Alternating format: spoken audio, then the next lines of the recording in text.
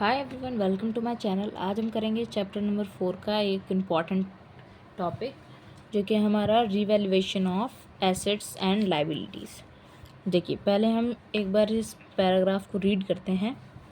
When ever a new partner is admitted it becomes necessary to revalue the assets and liabilities of the firm to their true and fair values.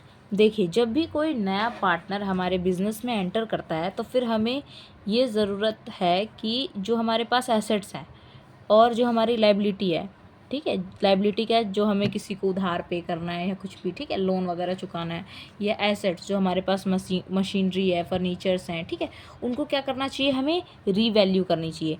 जैसे कि अब asset है, asset में मान लीजिए अगर machinery है हमारे पास, मशीनरी जब हमने ख़रीदी थी वो थी 5 लाख की, ठीक है, लेकिन अब उसकी वैल्यू क्या है, मार्केट वैल्यू, ठीक है। और जो हमारी लायबिलिटीज़ हैं उसमें से हमने कितना पे कर दिया है, कितना रह गया है, ठीक है, तो इन सबको क्या करना है, रीवैल्यू करना है, ठीक है। आगे, this is done because with the passage of time the value of certain assets might have increase, ठीक है। तो समय के साथ क्या हो सकता है कि जो एसेट है उनकी वैल्यू हमारी इंक्रीज़ हो गई हो। जैसे हमने लैंड खरीदी थी, ठीक है, लैंड हमने खरीदी है, अगर हमने 10 साल पहले ख़रीदी है, वो हमारा 1 लाख का है, ठीक है, तो आज के समय में उसकी कितनी वैल्यू होगी, तो उसको रीवैल्यू करना पड़ेगा हमें। और certain other assets might have decrease, और जैसे मशीनरी है, मशीनरी हमने 5 लाख की खरीदी थी, लेकिन डेप्रिशिएट होते होते अब उसकी कितनी वैल्यू रह गई है, तो वो भी करना जरूरी है, ठीक है। दस the actual value of various assets and liabilities may be different from the value stated in the balance sheet, ठीक है, जिसकी वजह से क्या होगा, जो हमारे बैलेंस शीट में, आपको पता है कि जो हमारी बैलेंस शीट है वो किस पर डिपेंड होती है, हिस्टोरिकल उस पर। लेकिन जब भी नया पार्टनर आता है तब हम क्या करते हैं, रीवैल्यूएशन अकाउंट बनाते हैं, ताकि जो हमें एसेट के थ्रू प्रॉफिट हो रहा हो वो उस नए पार्टनर को ना मिल पाए, और जो हमारी वजह से कोई लॉस या लायबिलिटी है वो नए पार्टनर को बियर ना करना पड़े, ठीक है। इसके लिए वो लोग क्या करते हैं, रीवैल्यूएशन अकाउंट बनाते हैं, ठीक है। New partner should not suffer because of reduction in the value of assets, not should be he be benefited by increase in the value of assets, ठीक है, जो कि मैंने बताया। और यहाँ पे suffer because of reduction in the value of assets, ठीक है, ताकि उसको सफ़र ना करना पड़े किसी एसेट की अगर वैल्यू कम हो गई हो तो, और उससे कोई बेनिफिट ना मिल सके जो कि उनकी कमाई हुई है, ठीक है। दस द एंटायर प्रॉफिट और loss arising from revaluation is divided between the old partners in their old profit sharing ratio. और इसी के साथ जब कोई हमारी लायबिलिटी है तो वो भी जो एग्जिस्टिंग पार्टनर्स हैं उनके बीच में उनके ओल्ड रेशियो में बढ़ जाएगी, और जो भी एसेट्स हैं उनकी वैल्यूज़ एग्जिस्टिंग पार्टनर्स में ओल्ड रेशियो में बढ़ जाएगी, ठीक है। इस अकाउंट को हम क्या कहते हैं, रीवैल्यूएशन अकाउंट, और कई बार हम इसे क्या कह सकते हैं, profit and loss adjustment account. देखिए, इस वाले जो स्टेटमेंट है इससे ईजी मैं आपको बताती हूँ कि जैसे कि हमारे घर में कोई मेहमान आ रहे होते हैं, ठीक है, तो हम क्या करते हैं, सारी चीज़ें अच्छे से रख देते हैं ना। जैसे अगर कोई टूटी फूटी चीज़ है उससे बाहर निकाल के फेंक दिया, ठीक है, घर की साफ़ सफाई करते हैं, तब हम नए मेहमान को लेके आते हैं। तो ऐसा ही सेम क्या होता है, फर्म में होता है। फर्म में भी जो हमारे लॉसेस हैं उनको हम हटा देते हैं, जो प्रॉफिट्स हैं उनको भी हटा देते हैं, ताकि न्यू पार्टनर आए तो वो जो न्यू शेयर बने उसके बाद उसमें से वो अपनी कमाई करे और अपनी लायबिलिटी बियर करे, ठीक है, ताकि उससे भी उसको कोई दिक्कत ना हो। तो अब चलिए हम इसका पहले परफॉर्मा देख लेते हैं एक बारी। देखिए, रिवैल्यूएशन अकाउंट में क्या है, सबसे पहले एक तो ये अकाउंट किस नेचर का होता है, नॉमिनल नेचर का। नॉमिनल नेचर इसकी आपने पढ़ी है, रूल क्या है, debit all expenses and losses and credit all income and gains, है ना। जो भी हमारे लॉसेस हैं उन सबको क्या करेंगे, हम डेबिट करेंगे, और जो भी हमारे गेंस हैं, कुछ एसेट बेच के हमें वो हुई है, प्रॉफिट हुई है, ठीक है, और किसी एसेट का अगर वैल्यू इंक्रीज़ हो गया है तो उसको क्या कर देंगे हम, क्रेडिट, ठीक है। तो सबसे पहले डेबिट साइड में देखिए, डेबिट साइड में क्या है, डेबिट साइड को आप मान के चलिए सारे क्या है, इधर लॉसेज हैं, जो भी हुआ है हमारे साथ बुरा ही हुआ है इधर, ठीक है। क्या है सबसे पहले, तो to decrease in value of assets.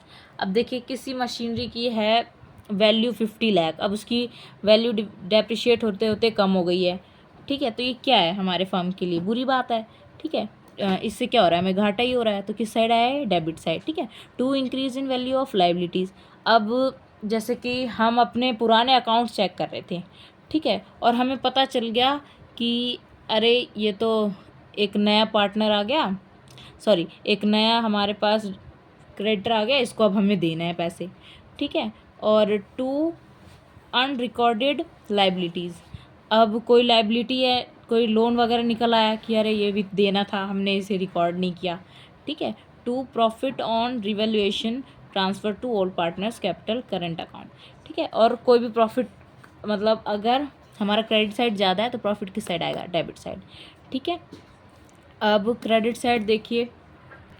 ठीक है। अब देखिए क्रेडिट साइड क्या है, bye increase in value of assets. ठीक है। अब जैसे हमारे लैंड है, ठीक है, लैंड की अगर वैल्यू बढ़ जाएगी, पहले हमने लिया था उससे 1 लाख में, अब उसकी वैल्यू कितनी हो गई है, 5 लाख, तो हमें 4 लाख का क्या हो गया, फ़ायदा ही हो गया। तो हम किस साइड लिखेंगे उसे, क्रेडिट साइड। फिर by decrease in value of liabilities. अब किसी लाइबिलिटी में घटौती हो गई तो हमें क्या होगी, खुशी होगी कि हाँ भाई अभी पैसे हमें नहीं देने पड़ेंगे। फिर बाय एंड रिकॉर्डेड एसेट्स, जैसे इसमें ज़्यादातर हमारा आता है टाइपराइटर वगैरह। ठीक है। मतलब हमें रिकॉर्ड को देखते देखते हमें ये पता चला कि हमारे पास तो एक टाइपराइटर भी है भाई, तो ये हमारी क्या है, नई एसेट है, इसको भी हम रिकॉर्ड कर लेंगे। फिर by loss on revaluation transfer to old partners capital और करंट इन ओल्ड रेशियो। ठीक है। अब यहाँ पे डेबिट साइड अगर हमारा ज़्यादा है तो लॉस किस तरफ आएगा, हमारा क्रेडिट साइड आएगा। ठीक है। अब इसकी हम क्या करते हैं, जर्नल एंट्रीज़ करते हैं। देखिए जर्नल एंट्रीज़ में आपको कोई दिक्कत नहीं होगी, क्योंकि अगर आप इस अकाउंट को बनाना सीख जाओगे तो फिर आप इसे ईजिली कर सकते हो जर्नल एंट्री। जैसे यहाँ पे अब डिक्रीज़ इन एसेट है, ठीक है, इसके लिए अगर हम एंट्री करेंगे, अब एसेट के तौर पे हम मान लेते हैं मशीनरी यहाँ पे। ठीक है। तो इसकी आप एंट्री करोगे तो कैसे करोगे, revaluation account debit to machinery. ठीक है। एक बन गई हमारी एंट्री। फिर दूसरी रिवैल्यूएशन अकाउंट डेबिट टू, अब कोई लाइबिलिटी है हमारी तो उस लाइबिलिटी का नाम लिख देंगे। ठीक है। Revaluation account debit to unrecorded liability. ठीक है। ऐसे ही करते करते हमारा यहाँ पे आ जाएगा। अब यहाँ पे क्या है, रिवैल्यूएशन अकाउंट है क्रेडिट में, मीन्स इधर क्या होगा, asset account debit to revaluation account. फिर यहाँ पे liability account debit to revaluation account. फिर यहाँ पे unrecorded asset account debit to revaluation account. जैसे कि यहाँ पे हमारा दे रखा है ना, जैसे हमने यहाँ पे बताया था आपको, decrease in value of asset. ठीक है। कैसे बनाइए, revaluation account debit to asset, वही बनी है entry, revaluation account debit to asset account, है ना। इजी है, ऐसे ऐसे करके आप इसको कर सकते हो। देन अगला क्या है, 4 इंक्रीज इन वैल्यू। अब फिर से मैंने आपको क्या बताया था,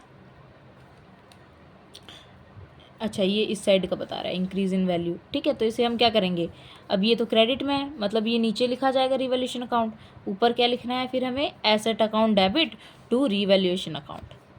ठीक है। इस तरह करके आप पूरा इसका क्या कर सकते हो, एंट्रीज अच्छे से कर सकते हो। अब इससे रिलेटेड जो हमारे क्वेश्चन है उसको हम नेक्स्ट वीडियो में करेंगे। आई होप आपको ये क्वेश्चन ये टॉपिक अच्छे से समझ में आया।